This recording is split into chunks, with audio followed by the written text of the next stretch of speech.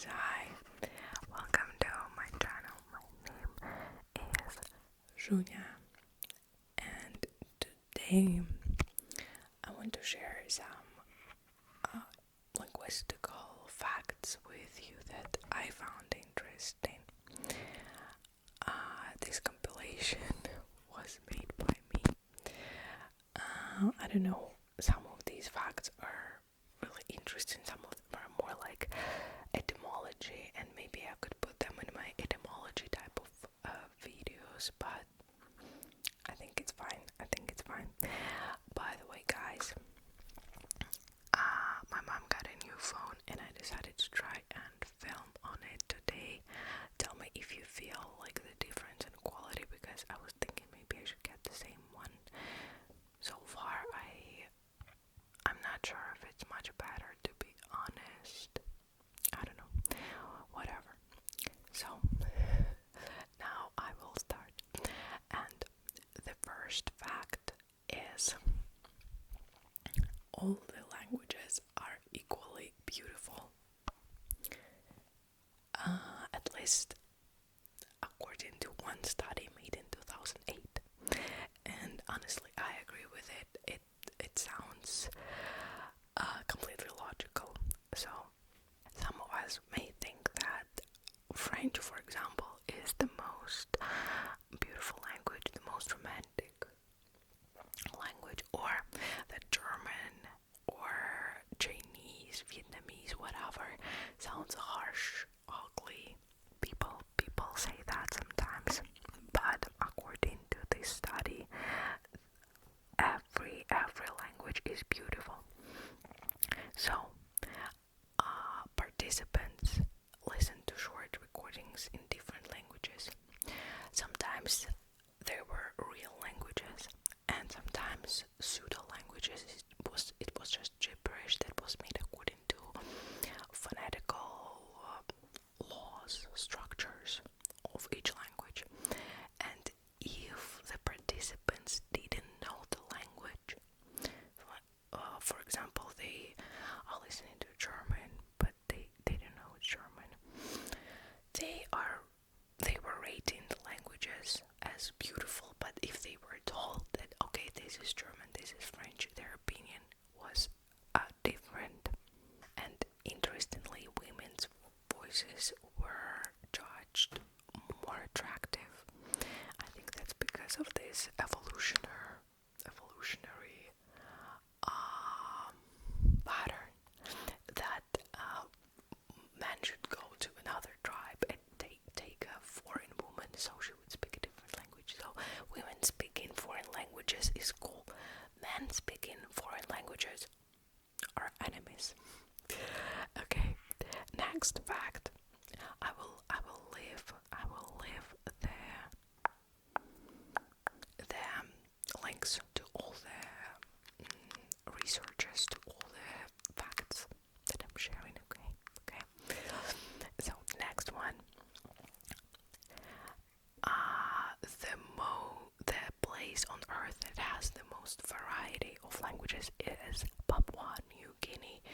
There are more than 700 languages. Yeah, Papua New Guinea is a relatively small piece of land comparing to Europe, Asia, Africa. But Papua New Guinea is the most linguistically diverse place on Earth.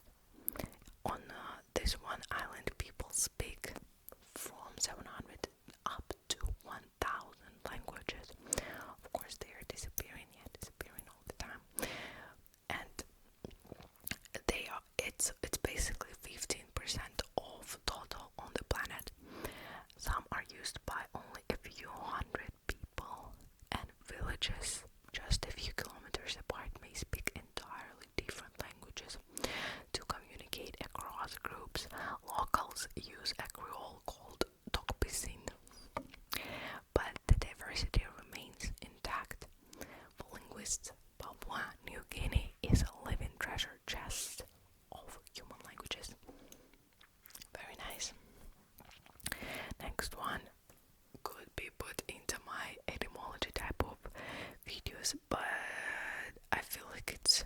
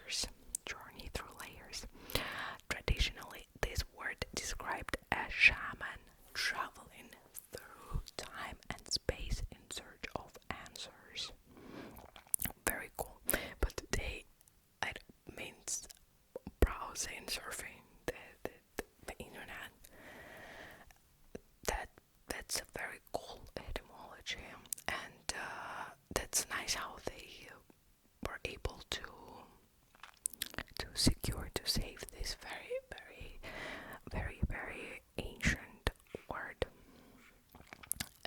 Next one is about Interslavic language. There is a made-up language, Interslavic language. So basically anyone from the Slavic group is able to understand it. There could be a Russian, Pole, Croat, and they would be able to understand each other if they were speaking this language without studying it. This is again an artificial language, so people just tried to pick the words that were the most common in all the Slavic languages. And in 2019 there was even a movie that was filmed in Interslavic, and I learned about it just preparing for the video. It's The Painted Bird 2019, and the Interslavic name is Kalarovna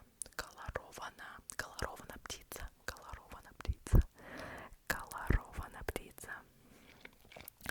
And I prepared a little speech. So if you are from a Slavic country, you might be able to understand. Dobro jutro, dragi prijatelji. Ja govoru dnes na jeziku, который se naziva Mežuslovjansky. On je stvoren za to, aby все slovanskí narody mogli razumeti drug druga. Ako Rus, Polak, Hrvat i Čech snod za jednim stolom i они можуть говорити на jednom jeziku i razumeti se bez переводача. Mežuslovjansky je prostý, zato že slova se избирают так, aby byli známi всіма слованами. Кто назива его мост между народами. If you are Slavic and not I'm Russian and I can understand it pretty well. So if you are Slavic and you understood it, let me know. It would be very cool.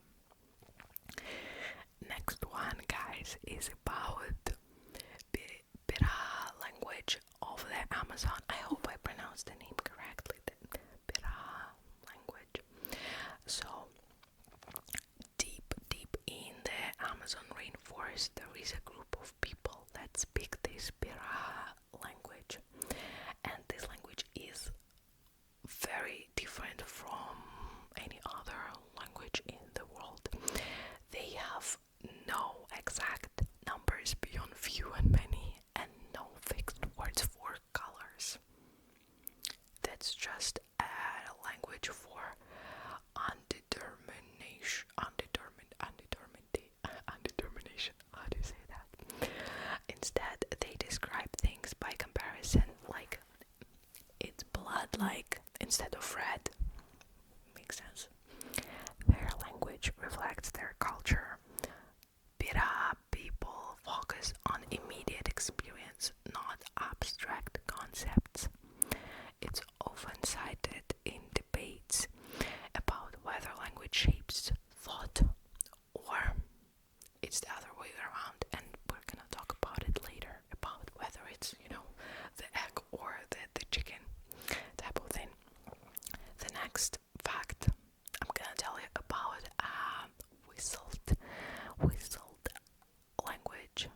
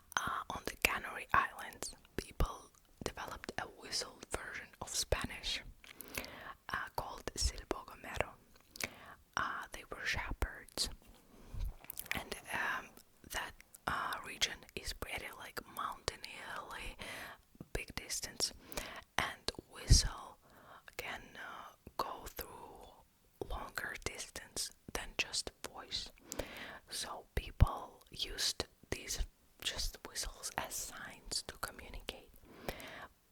And then they learned how to transmit the whole sentences. And children on the island, they still learn in school, and they keep this tradition alive. Actually my German teacher once told us about this thing. I think she traveled to Spain, and then she came back and showed us the tricks that these people were making. Like, they were hiding stuff and then communicating with each other, like sending messages while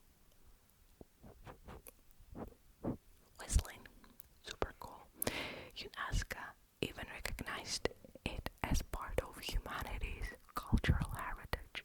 Okay, next fact, it's number 7, and it is the, again, etymology of the word barbarian. I have an avocado here, aguacate, or palta, yeah, but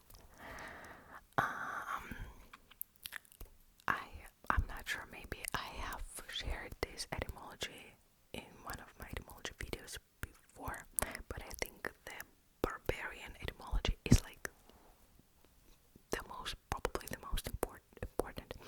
So when people speak unintelligibly, they mumble, they murmur, mumble. And in ancient Greece, barbar meant to murmur. So barbar, like to speak unintelligibly. So everyone who could not speak Greek were called barbarian because they spoke unintelligibly. And yeah, it's also like onomatopoeia, probably. Like, what are you talking? What are you, barbarian? Very, very cool fact. Next one, about a language without tenses. Not like a specific, there are many languages about tenses. In English, they are like 16 or 21, I'm not sure. You have, let's count. Present simple, present perfect, continuous, present continuous. Okay, 4 of each. So we have 4 presents, 4 past, past simple, past perfect, past continuous, past perfect continuous. The same with future. So it's already 12. And what are the others? I don't remember now, guys. Forget it. Well, so a lot of tenses in English, but there are no tenses in Chinese, not at all. When they speak, they understand the tense only by paying attention to context and mark words like yesterday, tomorrow, and so on. And some Native American languages like Hopi structure time completely differently, focusing on whether an event is ongoing or complete. I think that's probably kind of like in English, continuous and perfect tenses.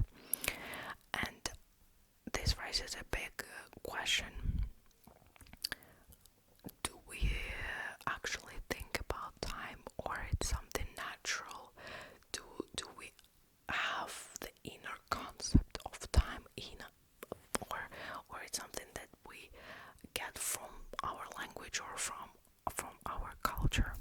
The Sapir Whorf hypothesis, also called linguistic relativity, is one of the most famous ideas in linguistics. It suggests that the language we speak influences the way we think. In its stronger version, it claims that language actually determines our thoughts. For example, if your language has no words for a certain color or no future tense, then you supposedly can't really think in those terms. But I imagine if there is a language with no future tense, do people not think about the future at all? It doesn't make sense. But linguists usually think of this kind of like weaker version of this hypothesis, that language does not necessarily determine the way we think, it just influences it a little bit. For example, in Russian we have two words for blue. We have голубой and синий. Синий means navy blue, kind of like darker, color, and голубой like baby blue. Of course, in English you also have like baby blue, electric, navy, whatever, the aquamarine, so many words, but the main colors, синий and blue, are very distinct in Russian. If there is a baby, like a three-year-old baby, if the baby is from an English-speaking country, the baby will not probably be able to see, okay, this is the baby blue, this is the navy blue, the dark blue. But a Russian baby will, okay, this is синий, the dark blue, this is голубой, the light blue. So language is not really a prison for our mind, but kind of like a map. It's more like a map. We look at it and then it's easier for us to move in a certain way. That's how I see it. The next fact is about the world's longest word. I've made a video on German words that are super duper long. I will leave it in the description if you are interested. For example, words like der Naudampfschiff als Gesellschaftskapitän, der Naudampfschiff als Gesellschaftskapitän, being captain of Danube steamship company. But it's not only in German. There are also many very, very, very long words in Sanskrit and chemical terms. Chemical terminology produce words hundreds of characters long, and the Guinness record goes to the full chemical name of the protein titin. It would actually take me hours to pronounce it. It starts with methinyl, threanyl glutaminyl arginal, and ending with isoleucine. Damn, I don't know. Isoleucine. But I opened, there was a PDF document online with this word, and it was like 6 or 7 pages, I don't remember, but it has 189,000, almost 190,000 letters in this word, guys. The longest. Okay. A next fact about the language that doesn't have, well, I guess I kind of cheated. I could have added that to the language that didn't have the time and color, but this one is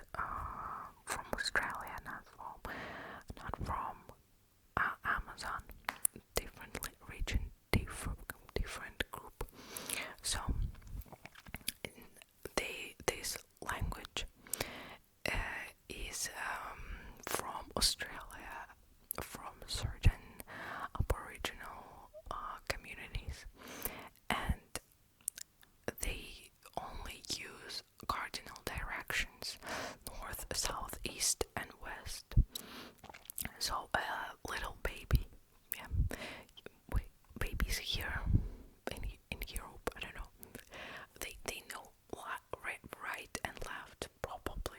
I don't know, starting when, at what age. But in Australia, a kid might say there is an ant on your southwest leg.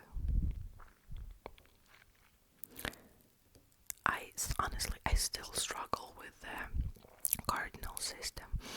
I noticed that in the Western countries, especially in America, they use a lot of cardinal distance words, like, okay, we're going to south, north. I feel like it's not that popular in Russia. If you are a Russian speaker, tell me if you feel the same or I'm alone, because I don't know, I feel like it's not really popular here. Okay, the next fact is about untranslatable words. You know, I like it. If you haven't seen these words don't exist in this language, watch it. I have these videos about Russian, English, and German. So, for example, in German we have Schadenfreude, the pleasure of seeing that someone is failing. In Japanese we have tsundoku, buying books but never reading them. It happened to me a few times. And in Portuguese, I hope that's how you read it, saudade means a deep nostalgic longing for something that may never return. With saudade, I think it's like a very, very specific meaning for nostalgia. And that's what I like about languages, because there are so many accidental gaps in languages. Maybe like this word is only 80 or 70% equivalent for this word in your mother tongue, or like in another language that you know, but it has a little different meaning. I don't know how to explain. It's very cool. It's very cool. It's very cool when you feel like, oh, it actually means this, but a little bit different. A little bit different. So yeah, they are accidental gaps or lagoons or untranslatable words, if you didn't know. Next fact number 12. Also, I don't know if you didn't know, there are languages that die and revive every day. Every day. So every 2 weeks there is a language that goes extinct. This language disappears as the last native speaker passes away. Very sad. That happens in Russia pretty often. But languages can also be reborn. Hebrew was once considered dead, used only in religious texts. Today it's a national language of Israel, spoken by millions. Other examples include Cornish in the UK and Manx on the Isle of Man, both being revived by enthusiasts. It's a reminder that languages aren't just tools for communication, they're living pieces of culture that can die but also come back to life. I'm not sure, honestly. Of course, in my opinion, and I don't know if I'm alone, but what I believe is languages are tools that we use. Do we have to try to keep less popular languages alive? Of course. But if, for example, in Russia, we used to borrow so many words from French. Nowadays we borrow words from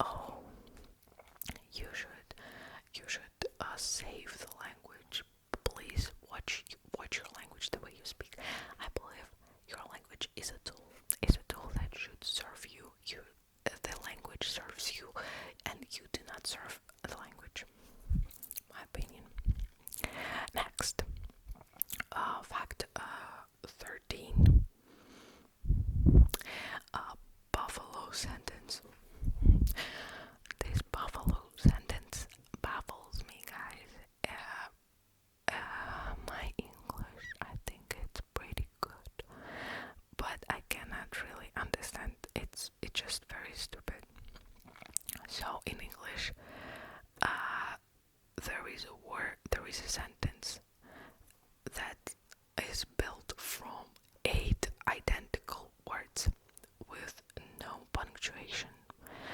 Buffalo, buffalo, buffalo. I don't even know how to when do I do the takeoff, how do I do my intonation here?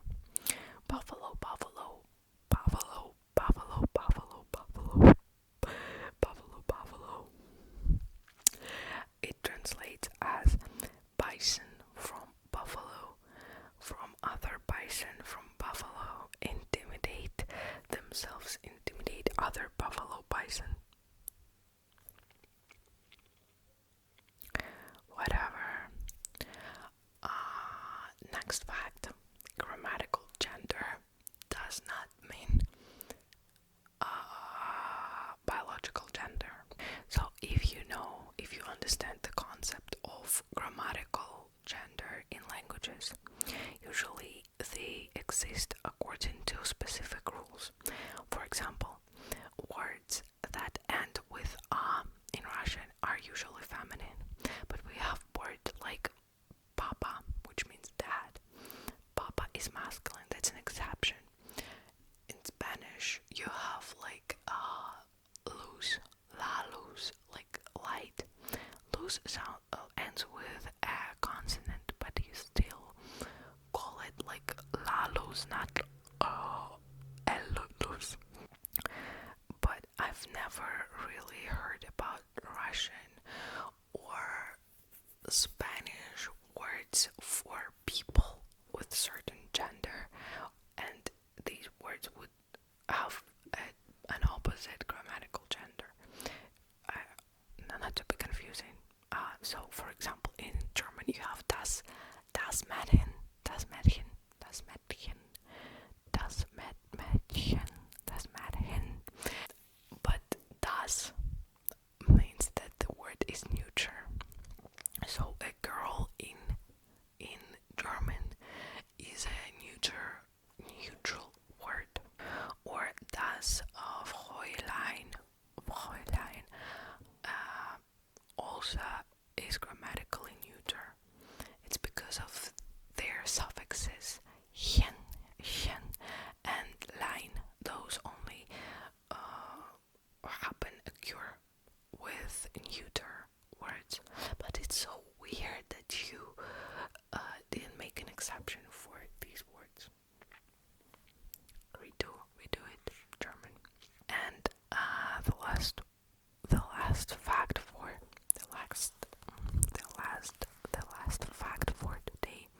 I don't know how really linguistical it is, but I read about it a few days ago and I found it very cute. So, this sign, in English you call it @ use it for your email, @.com, @. So in Russian it's a dog, in French it's a snail, makes sense, right? A snail. In Czech, in Polish they call it monkey, and in Czech they call it rolled herring. Then in Italian it's also a snail. In Dutch it's a little monkey tail. In German, spider monkey. Yeah. And Scandinavians say a with a trunk. Greeks call it a little duck. And in Finnish it's cat's tail. So I think it's very cool how this thing is called so differently. I don't really understand the logic in Russian though. Why is it called the dog? It doesn't look like a dog. Okay, so guys, I hope you liked this video. I hope it was interesting and relaxing. I was whispering